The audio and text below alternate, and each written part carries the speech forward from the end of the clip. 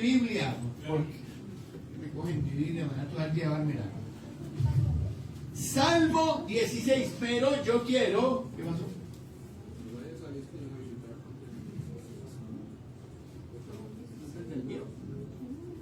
Ay, no me diga, hermano. ¿Esa? No, pero esa, la que yo le pasé. Sí, ¿y qué sería? No, ¿qué problema? El diablo se atraviesa. Salmo 16, entonces. Íbamos a hacer una cosita bonita ahí, pero bueno, ya no se pudo. Salmo 16.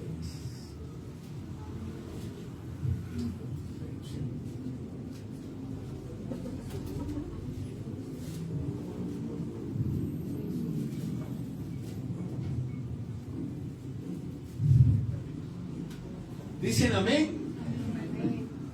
Y el problema es que esa enseñanza, o sea, yo traje notas. Yo me guío por lo que va saliendo ahí. Y ahora juego. Salmo 16.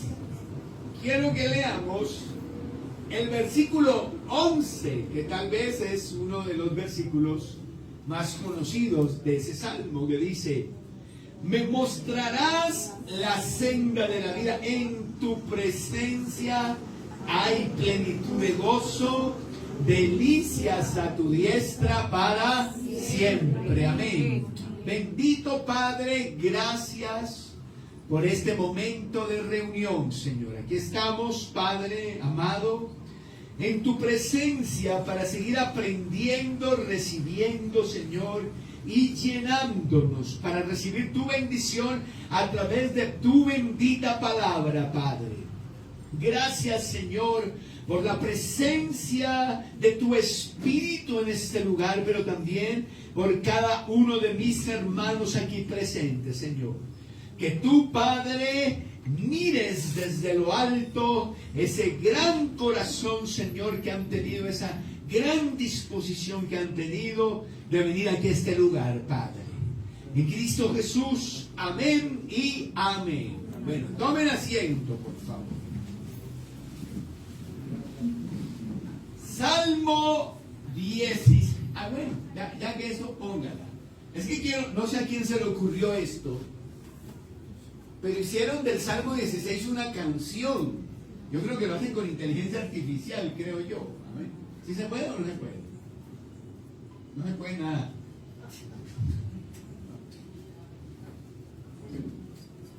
Bueno, el caso es que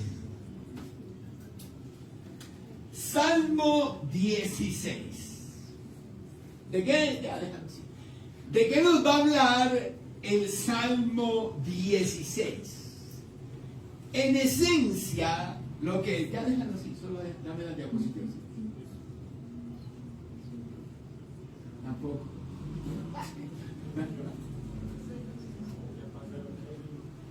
El Salmo 16, mejor dicho, mire, del verso 1 al 4, se nos declara de lo que habla el Salmo 16. Y lo que dice el Salmo 16 se resalta al comienzo del versículo 1. Y en el versículo 1 dice: guárdame, oh Dios, porque en ti he confiado. Léase allí confiado como en ti me he refugiado, ¿no? Entonces, el Salmo nos va a hablar, el tema principal del Salmo es: Dios es mi confianza. Amén. Ahora, en el verso 2 nos declara otro de los grandes temas del Salmo, que es: oh alma mía, dijiste a Jehová, tú eres mi Señor, no hay para mí bien fuera de ti. No hay para mí bien fuera de ti. O sea, aquí hay dos cosas. La primera es: yo confío en Dios, dice el salmista. Y luego, en el versículo 2 dice: y Él es suficiente. Léalo ahí. Al final del verso 2, no hay para mí bien fuera de ti. No hay otro ser para mí como tú. Tú eres todo para mí. Siervo, déjelo así que me están distrayendo la gente. Déjelo así, tranquilo. Yo predico acá. Entonces, en el verso, eso es lo que dice. Luego, en el versículo 3, a modo de introducción, esa confianza que tiene el salmista, lo lleva, dice allí, a... Bendito sea Dios. Aló. Bendito sea Dios. ¿Ya? A ver, entonces, a querer juntarse con los santos, verso 3. Y en el verso 4, querido hermano, nos habla de cómo él quiere alejarse de los que no tienen esa misma confianza. Les advierte a esas personas que sus dolores serán multiplicados. Entonces, versículo 1 dice el salmista: confío en Dios, he hecho de Dios mi refugio. Versículo 12 al final nos dice el salmista, declara: Dios es para mí todo, Dios es suficiente, Dios es todo lo que yo necesito. ¿Vale? Luego, entonces, en el verso 5 y 6, va a hablar de una palabra importantísima allí, que ya nos va a llevar a lo que es el cuerpo de nuestro mensaje. Y es esa palabra en el verso 5 que dice herencia. Entonces la dice, en el versículo 5 dice: Jehová es la porción de ¿qué? De mi herencia. Y luego en el verso 6, al final también dice: y es hermosa la heredad que me ha tocado.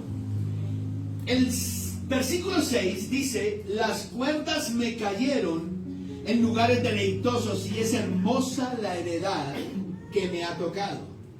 La primera parte del versículo, ¿qué es lo que quiere decir? Porque eso es que las cuerdas me cayeron, ¿cómo es? En lugares deleitosos. Antes, y creo que ahora no, ya no debe ser así, pero antes, acá en la época bíblica, cuando iban a repartir tierra, entonces medían con cuerdas, ¿no? Por eso dice, lo que le está diciendo es, en el momento de repartir, me tocó una buena tierra, me tocó algo bueno, me tocó una buena herencia.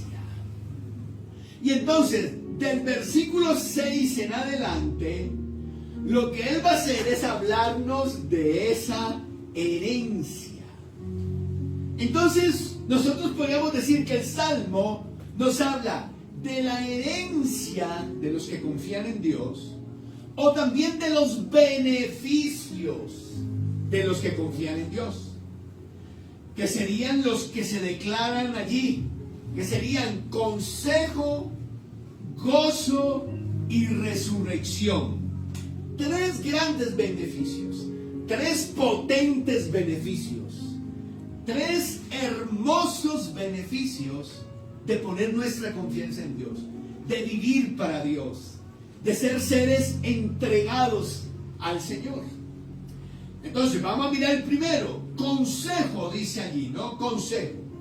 Verso 7, léalo conmigo, que dice: bendeciré a Jehová que me aconseja, aún en las noches me enseña mi conciencia. Vale. El primer gran beneficio es consejo, ¿no? Ahí dice consejo en la noche, pero bueno, si quiere déjelo solo, consejo. Dos palabras a resaltar en ese versículo bíblico. Si me ayuda ahí con la diapositiva. La primera palabra es aconseja. Y la segunda palabra es enseña. No es redundar, es una especie de intensificación. Dios no solo nos aconseja, sino que también nos enseña. No solo nos dice qué tenemos que hacer, sino que también nos enseña. Ahora, llama la atención cuándo dice el salmista que Dios hace eso. ¿Cuándo es que lo hace, según el salmista? En las noches. No dice me aconseja en el día, me enseña en el día, sino ¿cuándo? En la noche. Por dos razones dice esto. La primera es porque muchas veces en la poesía hebrea la noche es el momento de la prueba, de la tribulación, de la carga. Entonces, el salmista está diciendo algo como: cuando sufro, cuando la paso mal, cuando la vida es difícil, Dios me aconseja, Dios me enseña.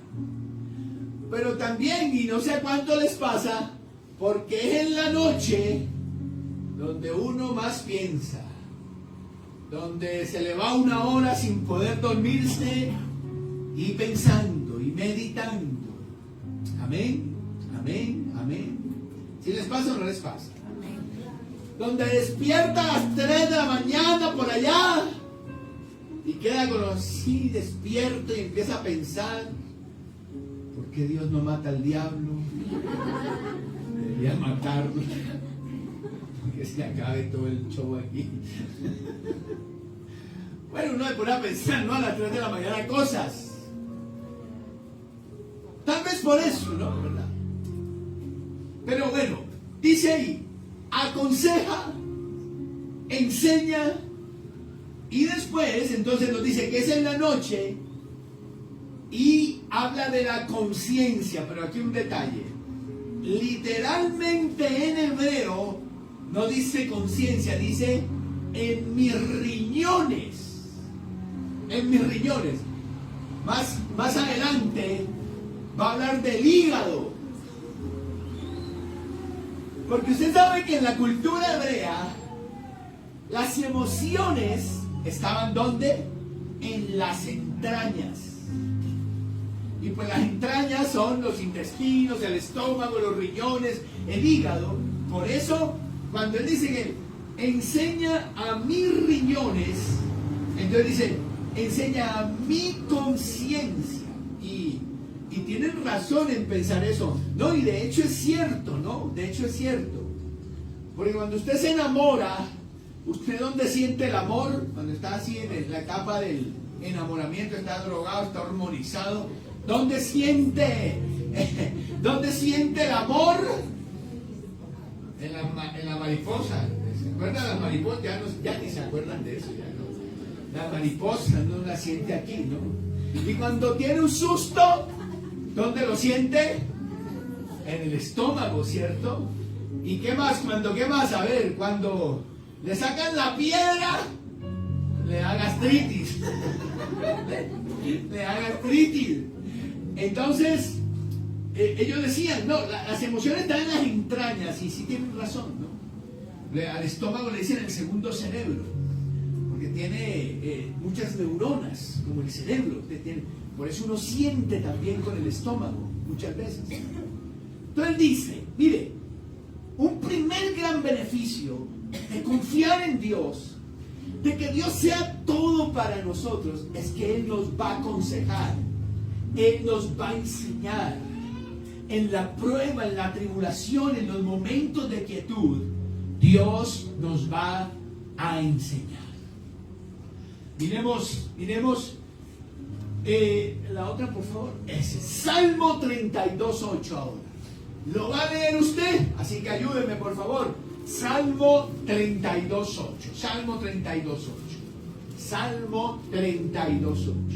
Una promesa bíblica tenemos ahí, muy parecida a lo que nos están diciendo en este momento. ¿Qué dice Salmo 32:8? ¿Qué dice?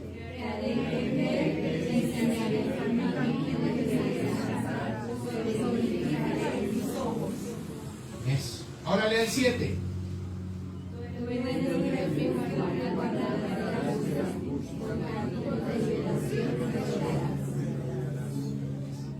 Mejor el 8. Si era el 8. Dice, ¿Cómo es? A ver.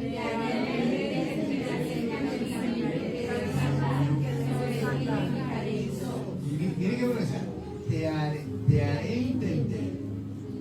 Te enseñaré el camino por donde debes andar. Sobre ti fijaré mis ojos. Es muy parecido a lo que dice él habla en este Salmo 16, me aconseja, me enseña. ¿Cierto? Ahora, ¿dónde hace eso Dios? ¿Por qué medio lo hace? A través de la Biblia. Que si Dios puede hablar a través de otros medios, modos y formas, pues yo lo creo, ¿sí? Pero no hay que confiar mucho en eso. Pero seguro tenemos la palabra de Dios, ¿cierto? Ahí es donde Él nos aconseja, nos enseña. Ahí es donde Él nos hace ver el camino por el que tenemos que andar, ¿vale? 30 segundos para que hable con el del lado y le cuente una vez que Dios le habló a través de su palabra. A ver, fíjate, de pronto esta mañana, ¿no? A ver, hable con el del lado y dígale, un día yo estaba así, o yo abrí la Biblia y mire que, o me explicaron esto, me explicaron lo otro.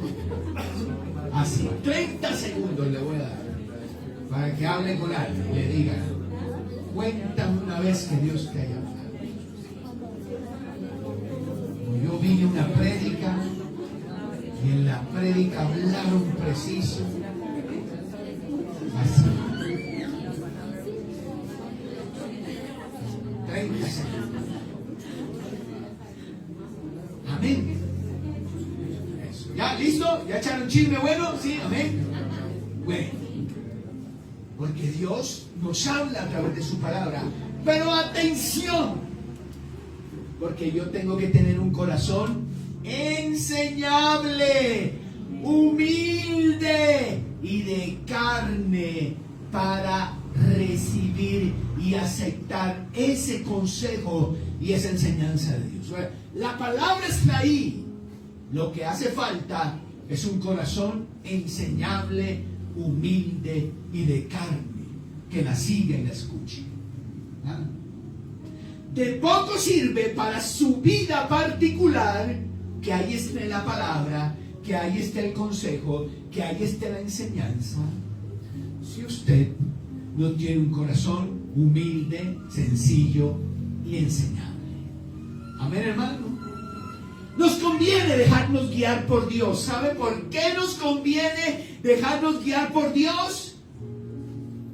Porque si usted hubiera obedecido a Dios en un pasado, hubiera hecho lo que Dios le dijo que tenía que hacer, usted no hubiera llorado tanto. Amén. ¿Opina eso o no? 30 segundos para que hable con la persona en la Biblia y le cuente de una vez que usted no obedeció a Dios. Confiésese ahí. Ahí sí nadie quiere. Ahí sí nadie quiere. Ahí sí nadie quiere decir nada.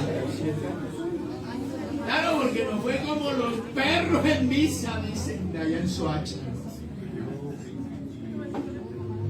Mejor deje así mejor. Claro. Grábeselo, la obediencia nos libra de sufrir.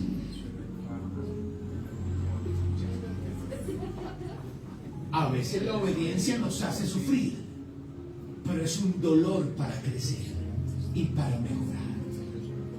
La desobediencia nos hace sufrir, pero es un dolor para destruirnos. Gloria a Dios. Entonces el primer beneficio real de que Dios sea mi todo, de que yo confíe en Dios, es que puedo ser aconsejado del mejor consejero. Tengo consejo, tengo guía, no tengo que andar en oscuridad, no tengo que andar en confusión, tengo guianza. Bendito sea Dios. Número 2, En el verso 9 ahora, en el verso 9 y también el 11, vamos a leerlo los dos, porque hay dos tremendos beneficios, dos potentes beneficios. Se alegró por tanto mi corazón y se gozó mi alma, mi carne también reposará confiadamente. Y luego el 11 que leímos al comienzo, que dice: me mostrarás la senda de la vida, en tu presencia y plenitud de gozo, delicias a tu diestra para siempre. ¿De qué nos habla el texto bíblico? Entonces, de gozo, gozo. Número 1, consejo y guía. Número 2, gozo. Ahora, escudriñemos el verso 9 a ver qué descubrimos. Dice en el verso 9, nos habla el verso 9, de todo el ser, habla corazón, alma y carne ahí. Subrayen a las 3. Corazón, alma y carne, ¿no? ¿Qué pasa con el corazón? Se alegra. ¿Qué pasa con el alma? Dice ahí que ¿qué pasa? Se goza. Por tanto, ¿qué pasa con la carne? Reposa. ¿Lo comprende? Es bonito, ¿cierto? Entonces, el corazón, que es donde reside la voluntad, el centro del ser para el hebreo, el centro del ser, el centro de la voluntad, dice que ese vive alegre. El alma vive ¿cómo? Con gozo, y por tanto la carne, literalmente su cuerpo, descansa. Ahora, no solo podemos resaltar eso del verso 9, sino hacemos énfasis también en la palabra descansar. O sea, ahí no dice descansar, dice reposar. En hebreo, sakan, que quiere decir descansar o morar, habitar. Es la misma palabra hebrea que usan para Shekinah. ¿Ha oído hablar de la Shekinah? Que habita ahí, habitaba ahí. Bien. Entonces, ¿qué es lo que quiere decir ese versículo bíblico? Así quiere decir que cuando Dios es mi todo, que cuando yo confío en Dios, mi corazón tiene alegría, mi alma tiene gozo, y que mi cuerpo habita confiadamente, como dice ahí, habita, reposa confiadamente, ¿no? Esto es una realidad en la vida de un cristiano. No la ausencia de líos, dificultades, pruebas, decepciones, tristezas y demás, sino la promesa sublime de que en medio de ellas vamos a mantener el gozo. Que las pruebas no nos van a destruir, que las pruebas no se convertirán en esa tragedia insalvable de la que oímos hablar a los que no conocen de Dios. Que en medio de las pruebas vamos a mantener tranquilidad, gozo y alegría. No quiere decir, hermano, que nunca más vamos a estar tristes, ¿no? Nunca lleve las cosas a los extremos. Pero quiere decir que por lo general su vida será caracterizada por ese gozo y esa alegría. Manito arriba los que la han sentido, las que la viven, manito arriba, diga amén, así me pasa. El resto puro amargado aquí. Amén. Amén. Amén, amén. No estoy hablando de cosas que uno no experimenta, ¿cierto? Pero el verso 9 es confirmado por el verso 11. Porque el verso 11 nos sigue hablando de gozo. Y ahora nos dice, en tu presencia hay plenitud. Ojo esa palabra. ¿Plenitud de qué?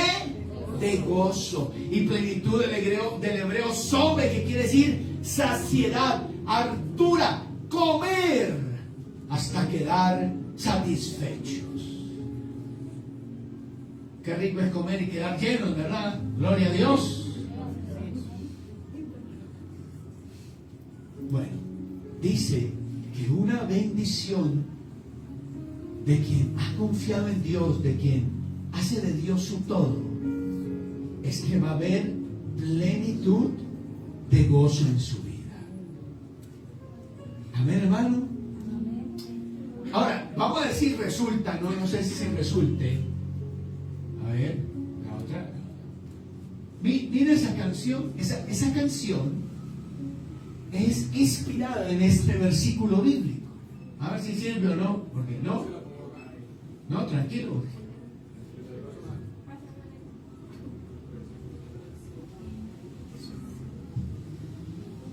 No, ya déjenlo así, tranquilo. Entonces, segundo beneficio que es que estamos bendecidos, hermanos. Amén. Qué bonito es seguir al Señor, ¿cierto? Qué bello es seguir al Señor. Mire, yo he estado poniendo ahí poniendo, si dije bien, o pusiendo, ¿no? ¿Cómo se dice? Poniendo o pusiendo, ¿no?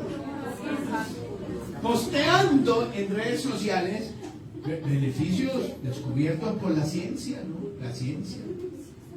Y si no sé los que los leen, que dice que uno de ellos es que quienes pertenecen a una comunidad de fe, ellos tienen menos depresión y se sienten menos solos.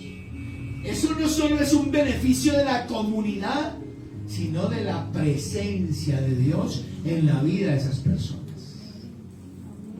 No estoy hablando de cosas, le hablo de cosas que la Biblia dice hace milenios y que la ciencia hasta ahora descubre y se da cuenta.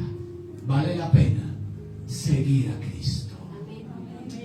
Y el tercer gran beneficio es resurrección. Y fíjese qué cosa tan curiosa.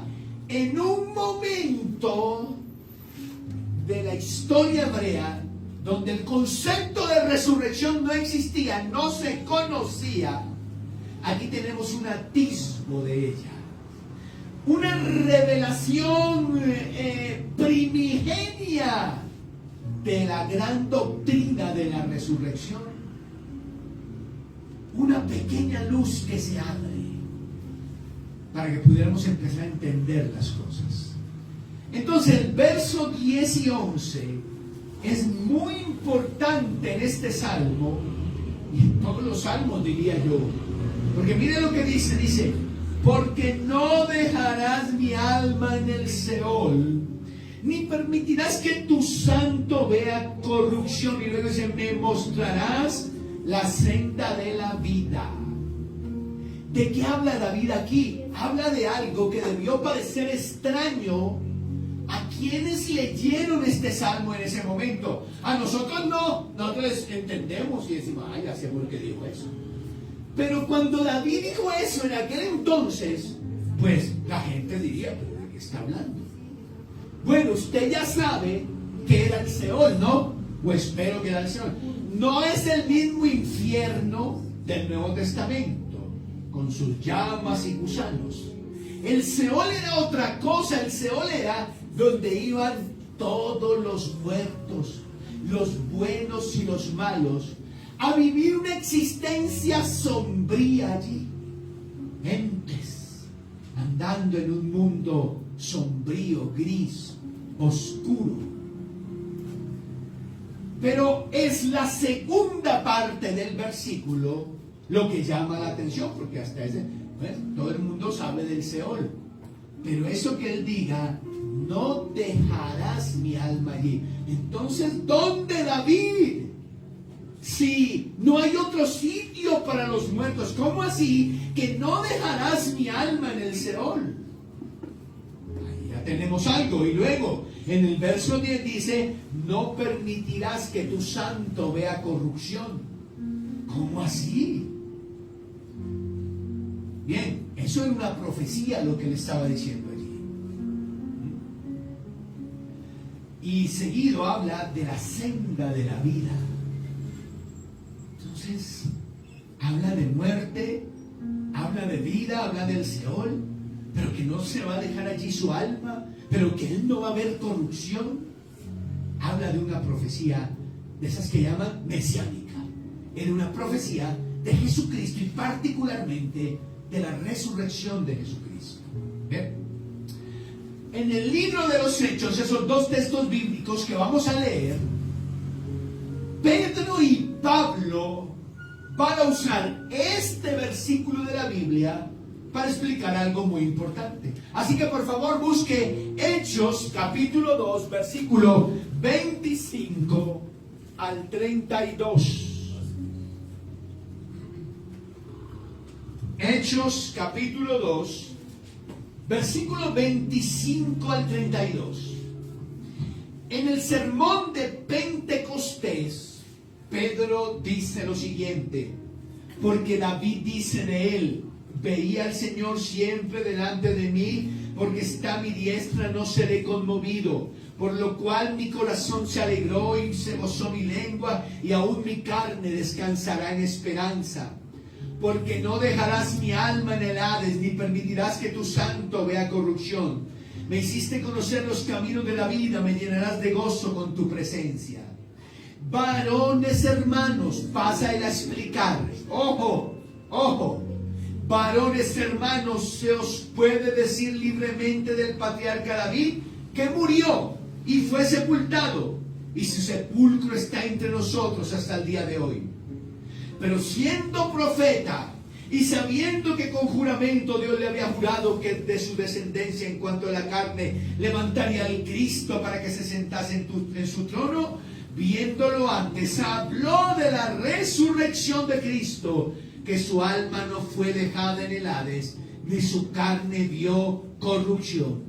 A este Jesús resucitó Dios, de lo cual todos nosotros somos testigos. Entonces Pedro dice, David no podía estar hablando de él. ¿Por qué? ¿Por qué? Porque David murió. Porque David murió. Entonces Pedro dice, no estaba hablando de él, estaba hablando de Jesucristo. Pedro. Después Pablo, en Hechos 13, 35, 37. Hechos 13, 35, 37. Vamos a Hechos 13, 35, 37. Amén, ¿lo encontró? Por eso dice también en otro salmo, no permitirás que tu santo vea corrupción, porque a la verdad David, habiendo servido a su propia generación según la voluntad de Dios, durmió y fue reunido con sus padres y vio corrupción. Mas aquel a quien Dios levantó no vio corrupción. ¿Y quién es aquel a quien Dios levantó? ¿De quién está hablando? De Cristo Jesús. Entonces, ¿cómo se explica Salmo 16, 10 y 11? Es una profecía mesiánica. Este es el típico ejemplo de cómo la Biblia se explica a sí misma, ¿no? La Biblia se explica a sí misma. Entonces allá dice Pedro y Pablo, lo que estaba haciendo David era hablando de Jesucristo, era una profecía de la resurrección de Jesucristo. Y lo sabemos sencillamente porque David murió y vio corrupción. Por tanto, no está hablando del mismo. Amén, gloria a Dios.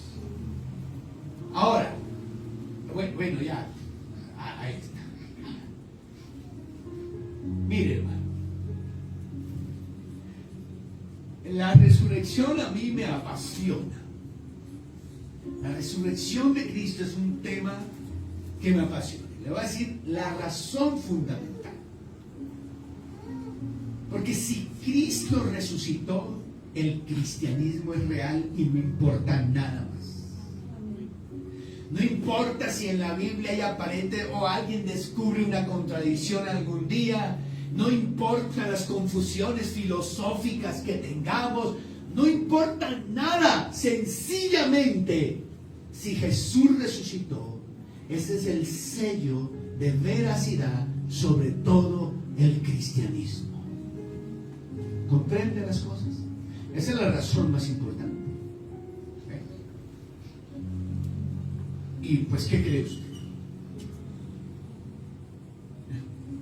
La Biblia lo afirma. Y nunca un historiador secular le dirá que la resurrección fue real, sencillamente por su método de investigación. Pero lo que sí puede decirle es que Cristo resucitó es la mejor explicación a muchas cosas. A la tumba vacía, al desarrollo del cristianismo, a lo que pasó después de su resurrección.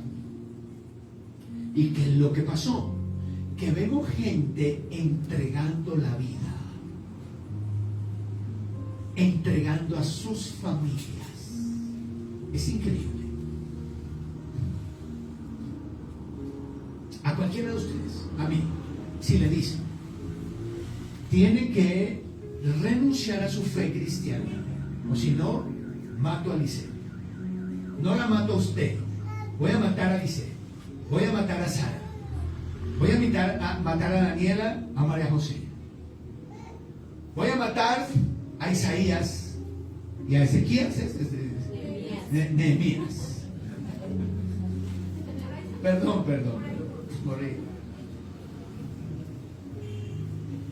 ¿Cuántos de ustedes dirían, mátelo? Mire, con el dolor tengo mucho miedo, y con todo mi dolor, pero mátelo. Bien, de pronto muchos de nosotros no, pero ellos sí. Allá, los primeros cristianos. ¿Por qué? La mejor explicación es que Cristo resucitó de verdad. Le dicen a usted, bueno, usted no tiene casa, usted igual de pelada que yo, y usted sí tiene casa. Tiene que renunciar a su casa. Le vamos a quitar su casa si no renuncia a su fe. Y a usted su pensión y su casa. Y no sé, termina, la casa se la quita. ¿Qué haría uno? Muchos de nosotros diríamos, pues suerte con el pastor, suerte con la iglesia, porque eso sí, hasta allá sí, ¿no? O sea, el fanatismo que no me llega hasta allá. Pero ellos sí. ¿Y cuál es la mejor explicación a eso? Que Cristo había resucitado. Entonces, hermanos, que si Cristo resucitó o no, ese es el hecho central, el hecho fundamental, el hecho más importante del cristianismo y entonces de la historia de la humanidad entera, que Cristo haya resucitado. Y entre otras cosas porque si Cristo resucitó, usted puede estar seguro que usted también va a resucitar de entre los muertos. Que la muerte será vencida.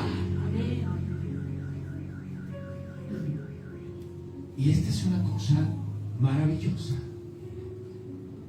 Resucitaremos. Si ese pensamiento permeara nuestros días, nuestras pruebas, nuestras prioridades, nuestro cristianismo sería mucho más apasionado. Todas las excusas tendrían que caer, derribarse ante el hecho de que Cristo resucitó y que por tanto un día yo también voy a resucitar. Nada más vale la pena. Esto es todo. Aquí se cierra la discusión sobre cualquier cosa que queramos discutir o cualquier excusa que tengamos. Si Cristo resucitó, nosotros resucitaremos Punto final. Se acabó la historia. Se cerró la discusión. No hay nada más que decir. El lío es que nuestros pensamientos, nuestras prioridades, nuestra percepción de la vida no pasa a través del lente de la resurrección. Nosotros somos muy mundanos en el sentido de que nuestra vista está muy poco puesta en las cosas de arriba, están más en las cosas de la tierra.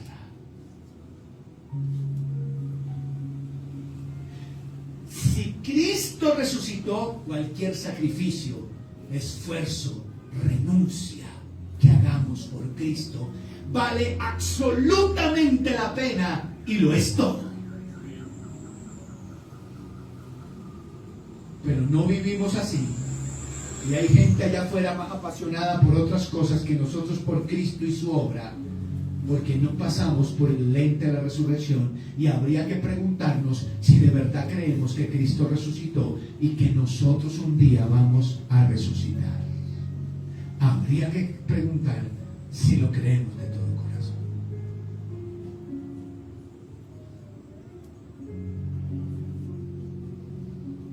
Yo creía, pero quería creer más. Y Dios, bueno, ya no voy a hablar de eso. ¡Gloria a Dios! Amén. Amén. Pase el otro hermano antes de que llore. Bueno. Entonces, tenemos 3 potentes beneficios de confiar en Dios, de que Él sea mi todo. 3 poderosos beneficios que viven solo ellos, solo aquellos. Número 1, somos guiados, no andamos en confusión, o no tenemos que andar en confusión. No andamos en oscuridad, no andamos a tientas, no andamos palpando. Tenemos guianza, tenemos consejo, sabemos qué hacer.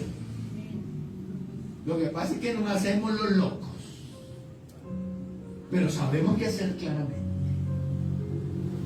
Segundo gran beneficio, gozo inefable en todo nuestro ser. No ausencia de problemas, no que nunca más nos volveremos a sentir tristes, sino que nuestra vida será caracterizada por el gozo, por la alegría. Por eso no se ha amargado. Y por último, resurrección. Cristo resucitó, nosotros resucitaremos. Le adelanto algo del fin de semana. Mejor no. Mejor póngase de pie.